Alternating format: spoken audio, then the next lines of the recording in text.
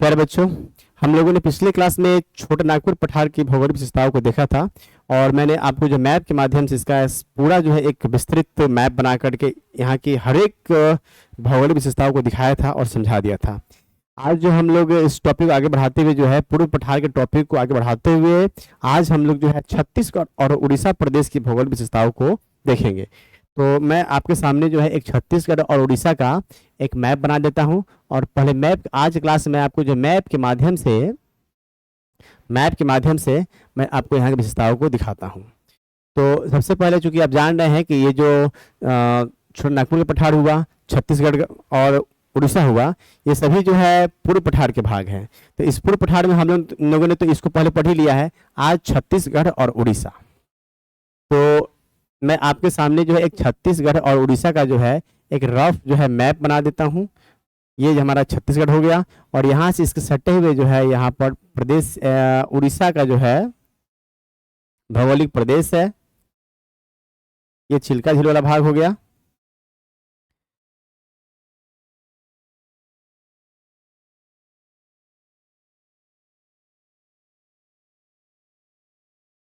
ठीक है, हम लोगों ने पहले पढ़ा, इससे पहले देखा इस क्लास में हम लोगों ने कि जो छत्तीसगढ़ जो छोटा नागपुर पठार था, उस छोटा नागपुर पठार में जो सिंहभूम का पठार है, उस सिंहभूम के पठार का जो दक्षिणी विस्तार है वह आपको उड़ीसा में आया है, जिसे हम लोग उड़ीसा में जो है गर्जत पहाड़ी के नाम से जानते हैं। तो ये जो हिस्सा आप देख पा रहे हैं, ये पूरा हिस्सा जो है सिंहभूम पठार का विस्तार, छोटा नागपुर पठार में जो है सिंहभूम पठार का विस्तार है, जिसे हम लोग उड़ीसा में गर्जत पहाड़ी के नाम से जानते हैं।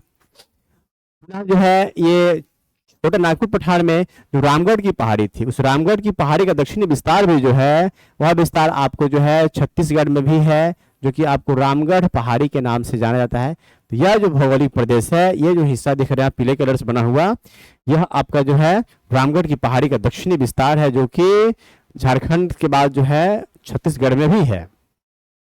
हम लोग और नीचे आगे हम लोग नीचे बढ़ेंगे तो हम लोग देखेंगे कि इस हिस्से में जो कि एमपी से सटा हुआ है छत्तीसगढ़ का हिस्सा, यहाँ पर आपको जो है मैकाल पहाड़ी की श्रेणी है। ये पूरा हिस्सा जो आप देख रहे हैं, ये पूरा हिस्सा जो मैकाल पहाड़ी हो गया और मैकाल पहाड़ी से सटे हुए इस हिस्से में यहाँ पर जो है सतपुड़ा का जो है एक्सटेंशन है, जिसे हम लोग जो है अमरकंटक पहाड़ी के नाम से जानते हैं। तो ये मैकाल पहाड़ी, ये अमरकंटक हुआ, यहाँ पर ये प्रदेश जो है रामगढ़ की पहाड़ी हुई, यहाँ पर ये प्रदेश जो है गर्जत पहाड़ी हुई, जो कि सिंहभूम पठार का दक्षिणी विस्तार है।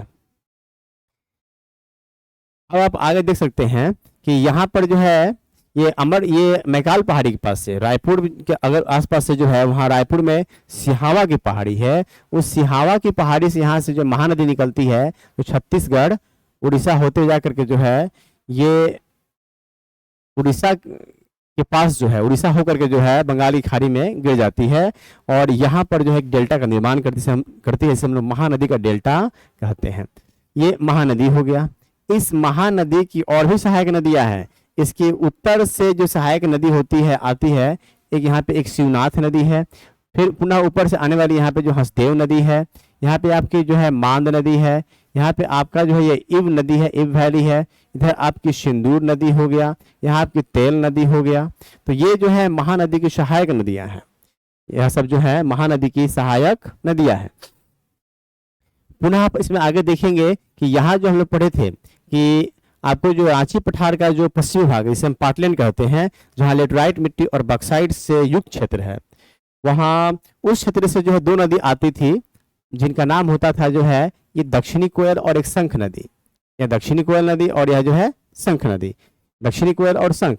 इस दक्षिणी कोयल और शंख उड़ीसा में जिस प्रदेश में मिलती है, जिस भाग में मिलती है, उस जिस जहाँ मिलती है वहाँ पर जो राउरकेला नाम का एक औद्योगिक नगर बसा हुआ, जहाँ पे इस्पात प्लांट है, लोहे के कारखाने हैं।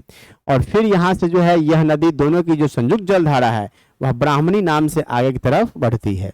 यह भी जो है महानदी के साथ बंगाली खाड़ी में गिर जाती है। यहाँ इस प्रदेश में उड़ीसा का एक जगह है केंदुझर है। इस केंदुझर से बैतरणी नदी आती है और बैतरणी नदी भी जो है महानदी के साथ बंगाल की खाड़ी में गिर जाती है। ये जो है इस प्रदेश में ये छत्तीसगढ़ और उड़ीसा का जो उत्तरी भाग है, उस उत्तरी भाग में महानदी और उनकी सहायक नदियां है। इस पूरे भाग को हम लोग महानदी बेसिन कहते हैं। जो कि भारत में कोयला का दूसरा सबसे बड़ा भंडार है। भारत में कोयला का सबसे बड़ा पहला भंडार हो गया दामोदर नदी बेसिन, और दूसरा हो गया हम लोग का जो है महानदी बेसिन। इस चित्र को हम और आगे बढ़ाते हैं तो आप इसमें अब आप जान सकते हैं कि इस यहाँ पर देखिएगा तो यहाँ पर जो है उड़ीसा में न्यामगिरी की पहाड़ियाँ हैं।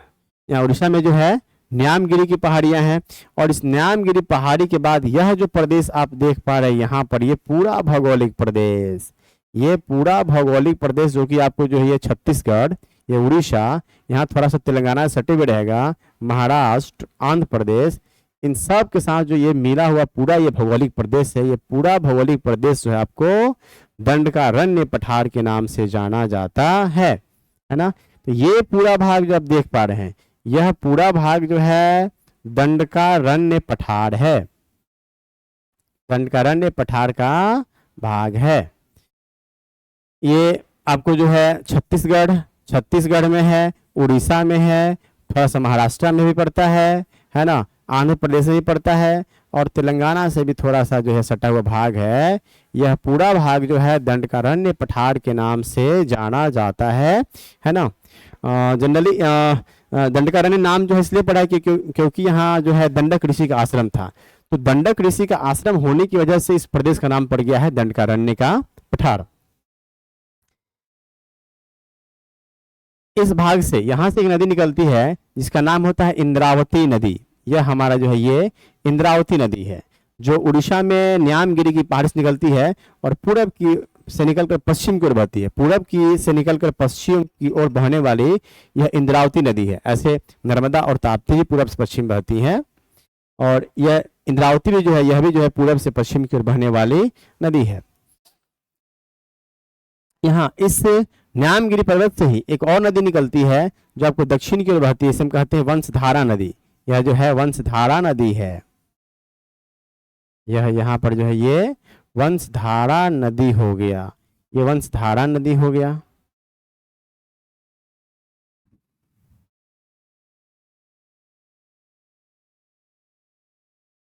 इसमें यहाँ आप और हम लोग देख सकते हैं इस प्रदेश में यहाँ जो ये इंद्रावती नदी है, इस इंद्रावती नदी के पास में इस भाग में जो है छत्तीसगढ़ में जो है, छत्तीसगढ़ में यहाँ पर एक इंद्रावती नेशनल पार्क है। मैं इसे नंबरिंग कर दे रहा हूँ, ये एक नंबर जो है, ये एक नंबर है ना, ये एक नंबर जो आप देख पा रहे हैं ये इंद्रावती नेशनल पार्क है, यहाँ नाम लिख देते हैं। यह एक नंबर जो है आपका इंद्रावती नेशनल पार्क है।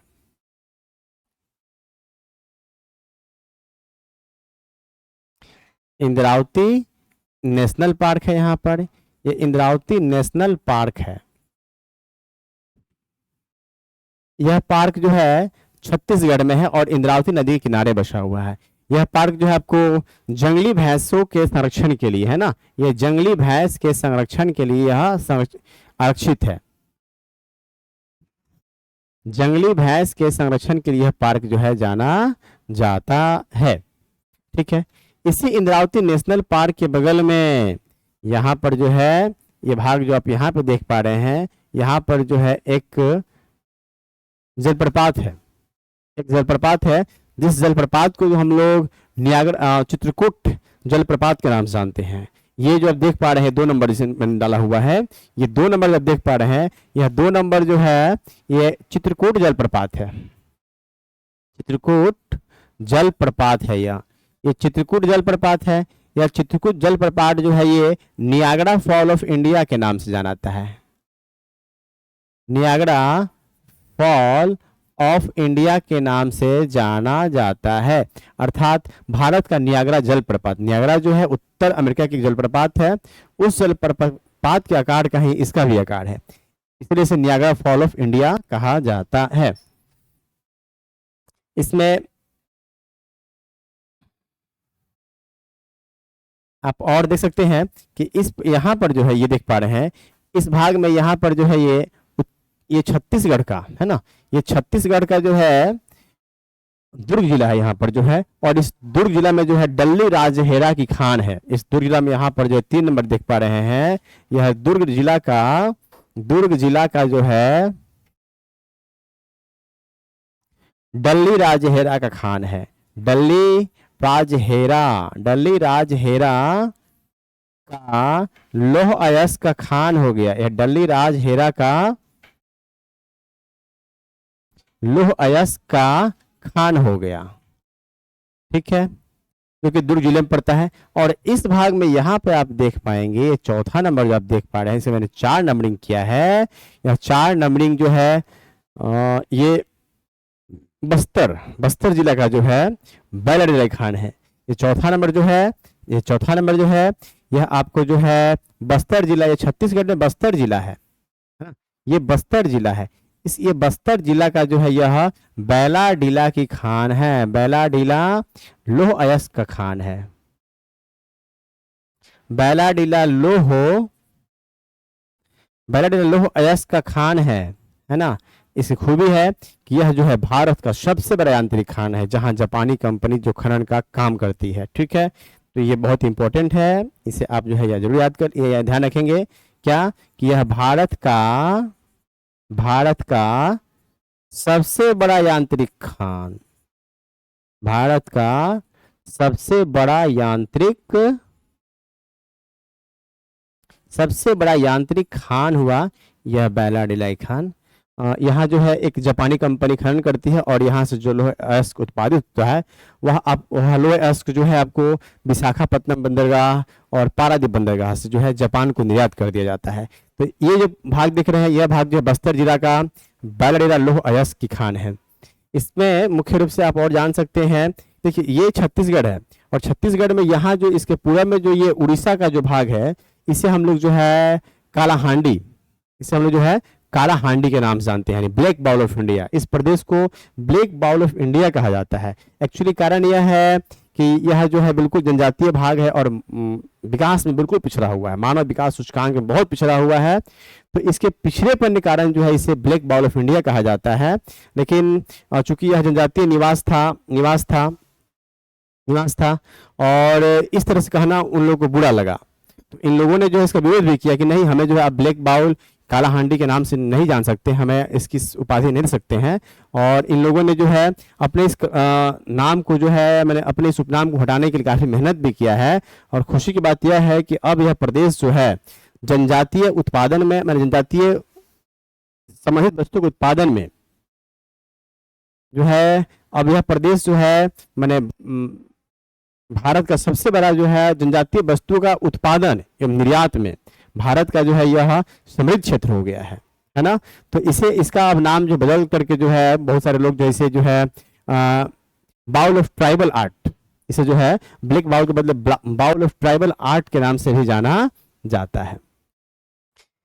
ये प्रदेश जो आप देख पा रहे हैं, इस प्रदेश में, यहाँ पर यह जो प्रदेश देख रहे हैं, इस प्रदेश में, इस भाग में जो यह है, ये महानदी बेसिन है। इस महानदी बेसिन का यह क्षेत्र जो है ना, छत्तीसगढ़ में यह क्षेत्र जो है आपको भारत में चावल का कटोरा कहा जाता है। यह पूरा भाग जो है भारत में चावल का कटोरा कहा जाता है, क्योंकि इस प्रदेश में जो है, छत्तीसगढ़ के इस प्रदेश में जो है भारत में सर्वाधिक यहाँ चावल की डाइवर्सिटी पाई जाती है, अनुवांशिक जो है विविधता पाई जाती है। यहाँ लगभग जो इस प्रदेश में लगभग जो है 22,000 से ज्यादा, 22,000 से भी ज्यादा जो है चावल की किस्में उपजाई जाती हैं। तो इतनी सारी जो है चावल की जैविक मैंने विविधता पाए जाने के कारण इस प्रदेश को जो है, इस प्रदेश को हम लोग जो है भारत के चावल का कटोरा कहा जाता है, राइस बाउल ऑफ इंडिया। इससे जो है राइस बाउल ऑफ इंडिया के नाम से जाना जाता है, राइस बाउल ऑफ इंडिया के नाम से जाना जाता है। इस प्रदेश में यहाँ पर आप जानते होंगे, यहाँ पर जो है, यहाँ से जो है सोन नदी अपवहित होती है। इस भाग में यहाँ पर जो है सोन नदी अपवहित होती है, जो आपको जा करके जो है पटना के आस माने हाजीपुर के आसपास जाके गंगा मिल जाती है। इधर एक और नदी बहती है जो कि आपको रांची पठार का पूरा परिक्रमा करते बाहर निकलती है और आकर सिमू पठार से होकर आकर के जो है यह आपको जो है बंगाल की खाड़ी में गिर जाती है। पश्चिम बंगाल और उड़ीसा के बॉर्डर पर यह जो है बंगाल की खाड़ी में गिर जाती है। यह स्वर्णरेखा नदी है, यह हम लोग का जो है स्वर्णरेखा नदी है। मैं अब जो है आपको सबका नाम लिख दे रहा हूँ। बाकी जो चीज़ें बचेंगी यहाँ ध्यान देने की चीज़ है। यहाँ ध्यान देने की चीज है कि यह भाग आप देख पा रहे हैं, यह भाग जो है महानदी डेल्टा के नाम से जाना जाता है। यह भाग जो है महानदी डेल्टा, महानदी डेल्टा के नाम से जाना जाता है। यह महानदी डेल्टा है जहां महानदी और उसकी सहायक नदियां जो अपने पानी गिराती हैं वहां डेल्टा का निर्माण करती है। और यह पूरे भारत का जो है ना, यह भारत का तीसरा सबसे बड़ा डेल्टा है, तीसरा सबसे बड़ा डेल्टा है। यह भारत का तीसरा सबसे बड़ा डेल्टा है, भारत का तीसरा सबसे बड़ा डेल्टा है। यहाँ पे यह जो आप देख पा रहे हैं, ये भाग जो आप देख पा रहे हैं ना, ये चिल्का झील वाला हिस्सा हो गया।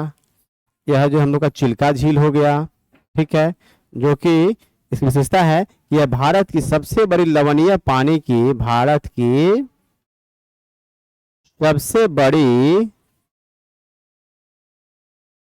लवणीय लैगून झील है, लवणीय लैगून झील है। यह लवणीय लैगून झील है, ठीक है। यहाँ पर इस हिस्सा में जो है, इस हिस्सा में जहाँ महानदी डेल्टा में, जहाँ महानदी डेल्टा बनता है, इस डेल्टाई क्षेत्र में यहाँ पर आपको जो है, यहाँ पे आपको भितरकनिका और गहीर माथा, भितरकनिका और गहीर माथा नाम के दो जो है वाइल्ड लाइफ सेंचुरी भी हैं। यह भितरकनिका, भितरकनिका और गहीर माथा, भितरकनिका और गहीर माथा नाम का यहाँ पर जो है ये वन्य जीव अभयारण्य है। ये जो है वन्य जीव अभयारण्य है, अभयारण्य है। ये भितरकनिका जो है, भितरकनिका जो है आपको मगरमच्छ प्रजनन के लिए जाना जाता है। ये भितरकनिका जो है, ये भितरकनिका आपको मगरमच्छ प्रजनन के लिए जाना जाता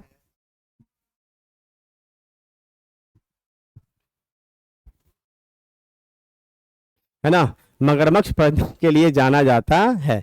मैं नोट कर देता हूँ, ये जो है आपको मगरमच्छ प्रजनन के लिए, मगरमच्छ प्रजनन क्षेत्र के लिए जाना जाता है, मगरमच्छ प्रजनन जाता है। और ये गहीर माथा जो होता है, ये एक ओल्ड रिडली प्रजाति के कछुआ है ना, ये कछुआ से संबंधित है। यह जो है कछुआ से संबंधित है गहीर माथा वाइल्ड लाइफ सेंचुरी, वन्य जीव अभयारण्य। इस हिस्से में यहाँ पर जो है, यहाँ पर जो है एक द्वीप है, इसका नाम होता है व्हीलर द्वीप। यहाँ जो है व्हीलर द्वीप है, ये जो है यहाँ पे व्हीलर द्वीप है, जिसका नाम बदल करके अब जो है कलाम द्वीप कर दिया गया है। इसका नाम जो बदल कर अब जो है कलाम द्वीप कर दिया गया है। और मैं सारी नदियों का नाम लिख दे रहा हूँ। ये नदी जो आप देख पा रहे हैं, यह आपकी महानदी हो गई, यह आपकी महानदी हो गई। यह नदी जो देख पा रहे हैं, यह जो है शिवनाथ नदी हो गया, यह जो है शिवनाथ नदी हो गया। यह आपकी हंसदेव नदी हो गई, हंसदेव हो गया। यह आपकी जो है मांद नदी हो गई, यह आपकी इब नदी हो गई।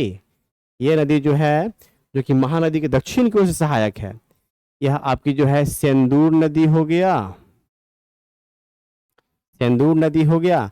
यह आपकी तेल नदी हो गई।